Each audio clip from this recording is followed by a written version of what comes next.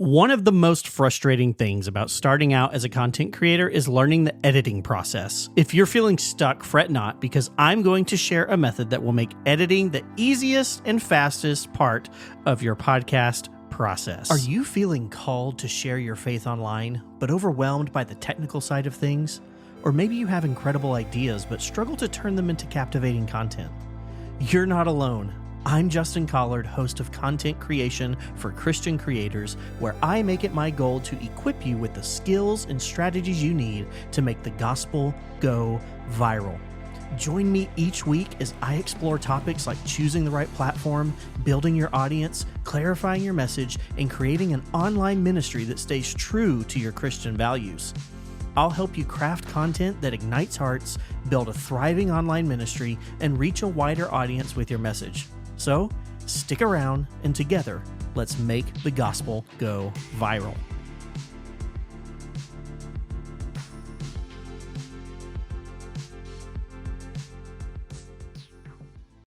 In my previous life, I was an elementary school teacher.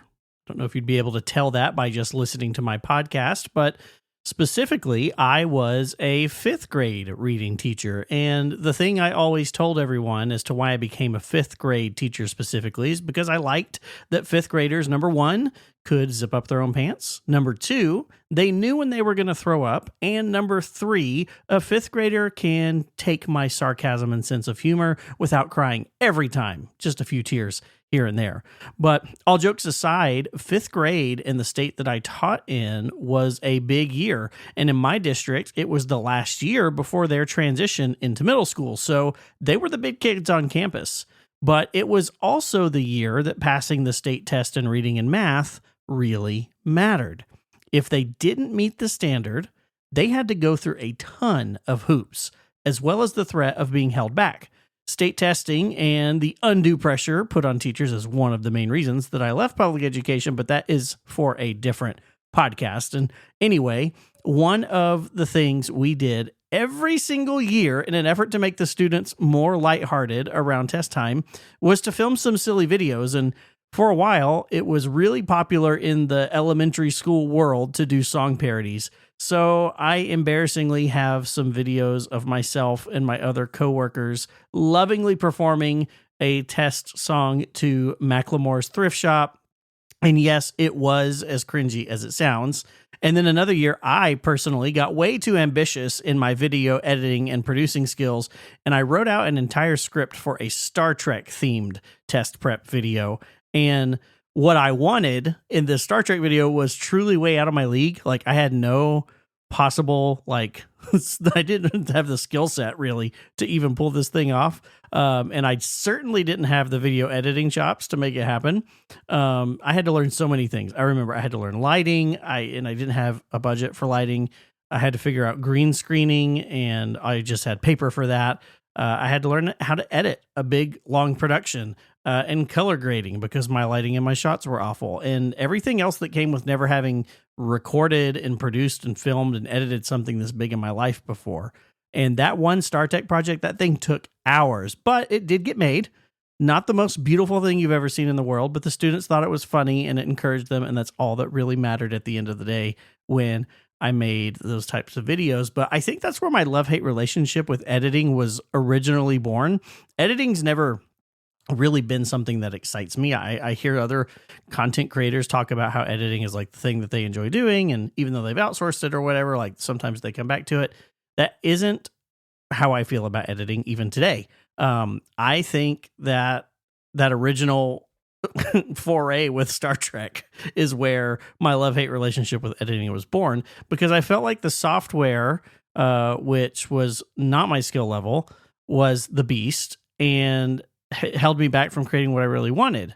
But luckily for you, over the years, I've learned a few editing tricks. I'm not going to make you edit a podcast that has Macklemore or short that has Star Trek.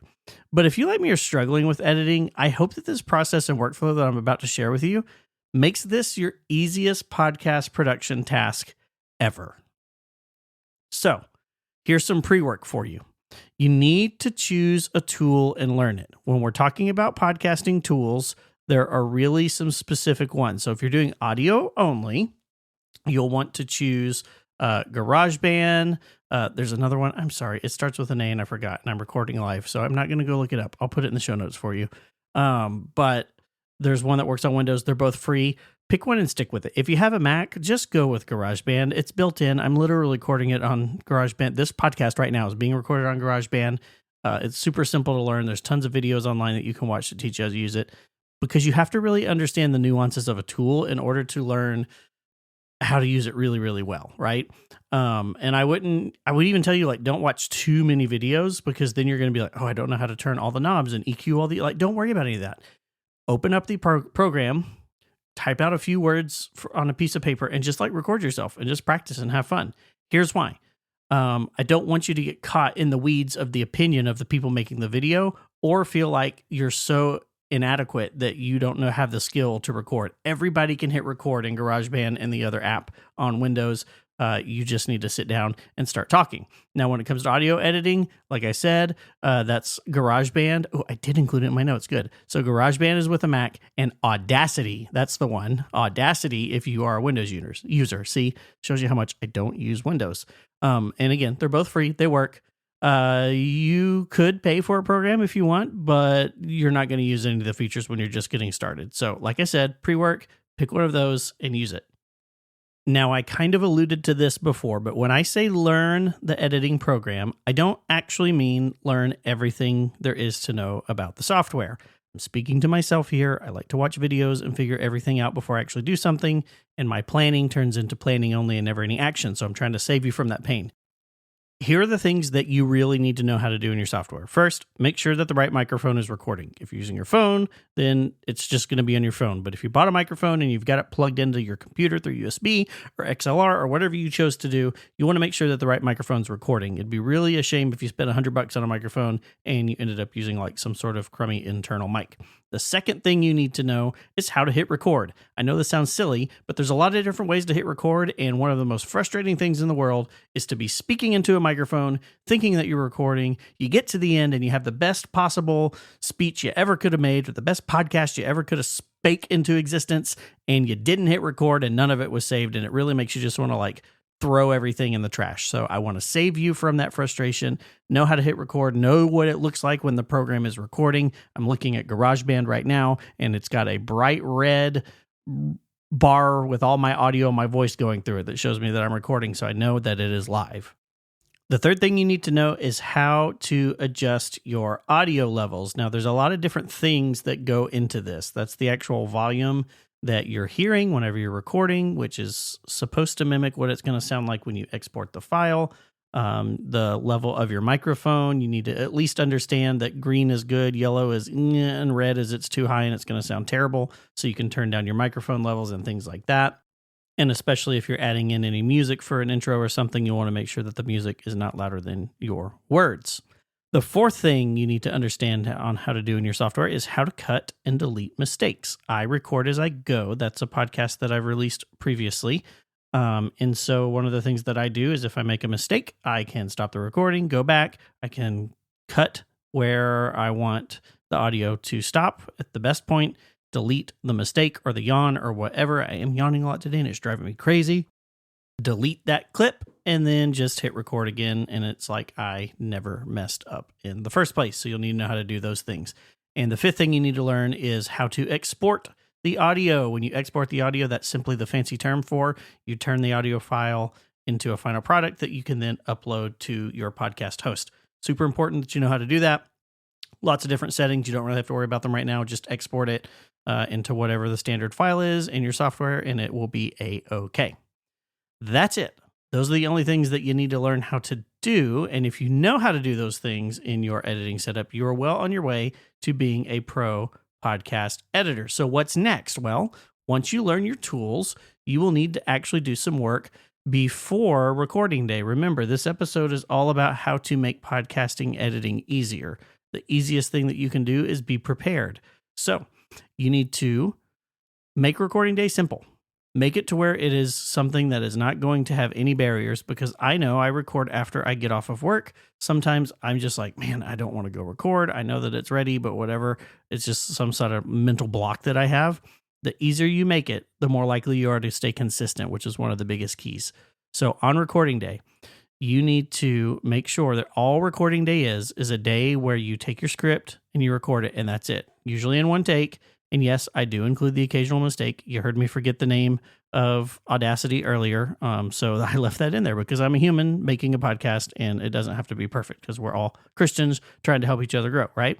But if you want your recording day to be that simple so that you can have easy editing, you have to prepare your script ahead of time. This is crucial. Now, I never have script writing day and recording day on the same day. And have I said the word day enough? I think so. But here's why. Because those are two very different mindsets for me personally. Maybe you can write a script and record it in the same day, but I primarily have a writer's brain, and my writer's brain is a very private person. The writer's brain that I have likes to be alone with some instrumental music and never disturbed while I'm clacking away on my keyboard. However, there's this whole different person that shows up on podcast recording day. Podcast recording day, Justin, is extremely confident, outgoing, extroverted, and is someone that just wants to sit down at the microphone and spill his guts. That's the version of me you're getting right now. So there's two very different people, two very different mindsets. I can't really employ both of those people at the same time and deploy them in a way that works for me. So you may not have to do that, but that's how I choose to do it. A little behind the scenes tip there. So I always make sure that I have my script ready before the day I want to record. And by the way, if you need help writing your script, I do have a podcast episode that discusses what my script writing process is. It's going to take you step by step. I think that's episode 13. If it's not, I'm sorry, but episode 13 must be great because it's on my mind. So go check that out. And I lay it all out there for you. So you've got your script written. Now, another thing that I do is I ensure that I actually have the luxury of simply sitting down and hit record. Listen, I am someone who is a dad. I've got 2 kids. One of my kids is only 3 years old. So there's always going to be things going on. Like one literally just walked in right now and opened the door. You may have even heard it. But before I do sit down to record, I need to make sure that everything is in order, right? So in order to just sit down and record, I have to take in a few considerations. Can I record this before my kids go to sleep? My office is between their bedrooms, so I have to plan that out. I don't want to be too loud and wake my son up, who's the youngest one, right? Are there any commitments that would keep me from recording? Is the yard guy going to ruin my recording by mowing whenever I have my microphone turned on? So I make sure that my schedule is absolutely solid. I also take care of things like going to the bathroom, making sure I have some water nearby.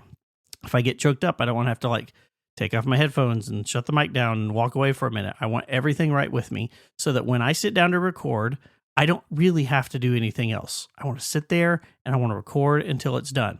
I'd never leave the room to record these episodes unless there's some sort of extreme emergency. I mean, I'd go help my kids if they needed help, right? But I want to challenge you that if you were going to do this, no matter what medium you're doing, because I know some of you aren't doing podcasts, but setting up your sacred time to record is essential to getting your podcast edited fast, okay? Now, here's the big reveal, hopefully. This is the thing that absolutely revolutionized my editing workflow and made me not fret over editing time anymore. I kind of alluded to it earlier, but I record and edit as I go. Yes, it's that simple. I have my script on my teleprompter. You don't need a teleprompter, by the way, but if you want to buy one, go for it. And I just hit record and I start talking. Like I explained in episode 13, the script writing episode, I don't write out the entirety of my script verbatim.